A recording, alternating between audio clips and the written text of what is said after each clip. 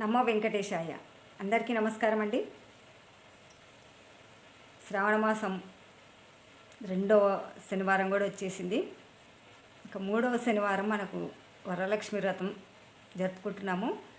రెండవ శనివారము మనకు స్టార్టింగే శ్రావణమాసం మొదలైందే శుక్రవారం రోజు మొదలైంది కాబట్టి రెండవ శుక్రవారం చేసుకోవాలి అనేది మనకు ఒకటి పౌర్ణమి ముందు వచ్చే శుక్రవారం అని మనకు ఎప్పుడు వచ్చేది. అయితే ఈసారి కొంచెం మార్పుల వల్ల మూడవ శుక్రవారము మనకు వరలక్ష్మి వ్రతం జరుపుకోవడానికి మనం రెండవ శుక్రవారం కాకుండా మూడవ శుక్రవారం జరుపుకుంటున్నాం ఈసారి. కొంతమంది కొందరు వీలైన వాళ్ళు రెండవ శుక్రవారం కూడా జరుపుకున్నారు. అయితే ఇంకా మూడవ శుక్రవారం మనకు వరలక్ష్మి వ్రతము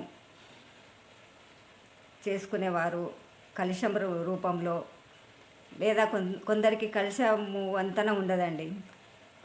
అలా లేని వాళ్ళు అమ్మవారి ఫోటో పెట్టుకొని లక్ష్మీనారాయణుల ఫోటో పెట్టుకొని స్వామిని అలంకరించుకొని వ్రతం అయితే చేసుకుంటారు. ఇంకా కలశము వంతన ఉన్నవాళ్ళు తప్పనిసరిగా కలశం పెట్టుకొని, ఇంకా రూపం కూడా అమ్మవారి రూపము మనం తయారు చేసి పెట్టుకోవాలనుకుంటే అమ్మవారికి చక్కగా ఒక స్టూల్ పైన ఒక చెంబు అంటే ఒక బౌల్ పెట్టి అందులో బరువు కోసం వాటర్ అయినా సరే నీరైనా సరే పెట్టి అమ్మవారికి చక్కగా చీర తయారు చేసి కుచ్చిళ్ళు కొంగు వచ్చేటట్టుగా చూసుకొని, అంటే ముఖ్యంగా అమ్మవారికి కట్టించే చీరలైనా మనం కట్టుకునే చీరలైనా తప్పనిసరిగా కొంగు ఉండాలి, అంటే పళ్ళు ఉండాలి, బార్డర్ ఉండాలి.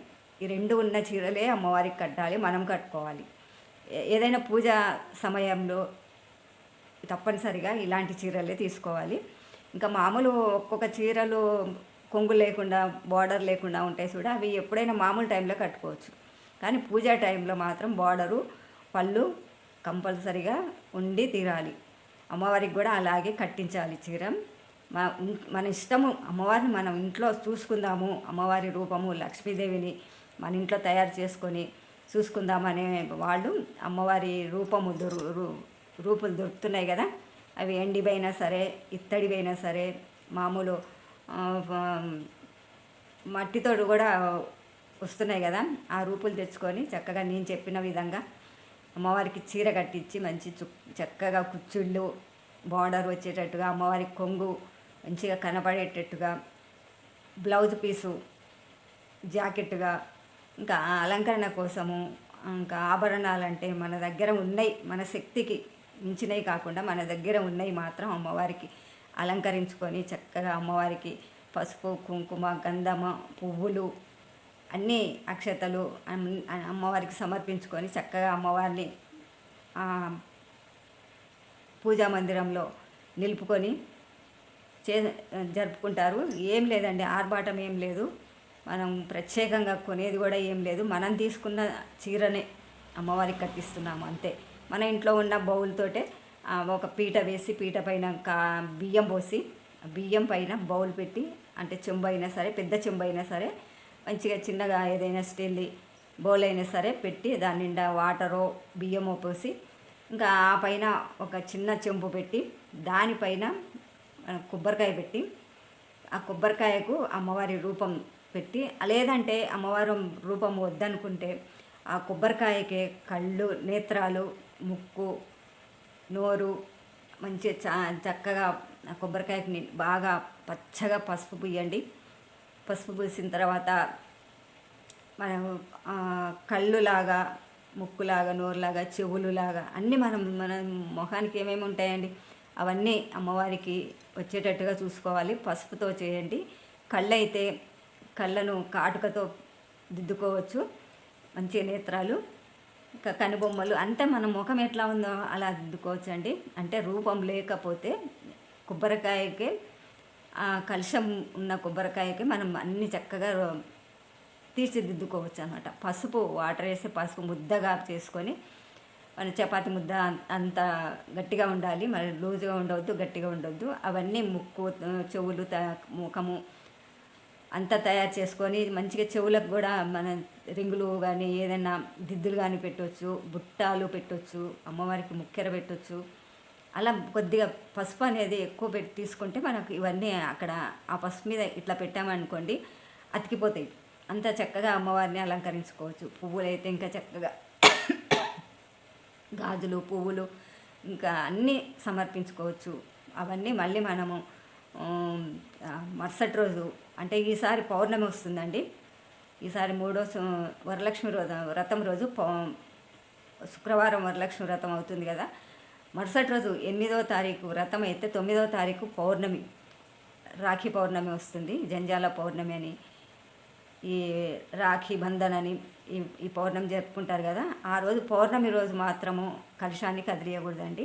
ఎప్పుడైనా మనం వరలక్ష్మి వ్రతం రోజు వ్రతం చేసుకున్న తర్వాత తెల్లవారి శనివారం రోజు కలశాన్ని కదిలిస్తాము. కదిలించిన కలశాన్ని ఆ కొబ్బరికాయ ఉంటుంది కదా, కలశం పైన కొబ్బరికాయ, ఆ కొబ్బరికాయని కొట్టి ఆ తీర్థము గ్లాసులో తీసుకొని అందరి ఇంట్లో తీసుకోవచ్చు. ప్రసాదంగా ఆ కొబ్బరికాయని ఎక్కడ నాన్ వెజ్ దాంట్లో దేంట్లో కూడా వేయకుండా ఉట్టి కొబ్బరి అయినా తినండి. నలుగురికి ఇంత ప్రసాదంగా బెల్లం వేసి పంచినా కూడా చాలా బాగుంటుంది. ఇలా ఈసారి ఏమవుతుందంటే శుక్రవారం వ్రతం అవుతుంది, శనివారం రోజు రాఖీ పౌర్ణమి అవుతుంది. కాబట్టి ఆ రోజు వ్రతము చేసిన వాళ్ళు ఆ కలశాన్ని మాత్రం కదిలించకండి. యథావిధిగా శనివారం రోజు కూడా పూజ నిర్వహించి ఏదైనా ప్రసాదం చేసి, ఇంకా వరలక్ష్మి వ్రతం రోజు అయితే మనము ఎన్ని పదార్థాలు మనకు తోచిన పదార్థము, అమ్మవారికి ఇష్టమైన పదార్థము, క్షీరాన్నము ఇవన్నీ తయారు చేసి పెడతాం. కాబట్టి శనివారం రోజు కూడా మనము కలశం కదిలించాలనుకుంటే ఆ రోజు కూడా ప్రసాదం తయారు చేసి ఏదైనా హల్వా కానీ పాయసం కానీ నైవేద్యంగా పెట్టి ఇంకా అమ్మవారిని కదిలించి కొబ్బరికాయ కొట్టాలి. ఈసారి మాత్రం పౌర్ణమి వచ్చింది కాబట్టి ఆ పని చేయొద్దండి.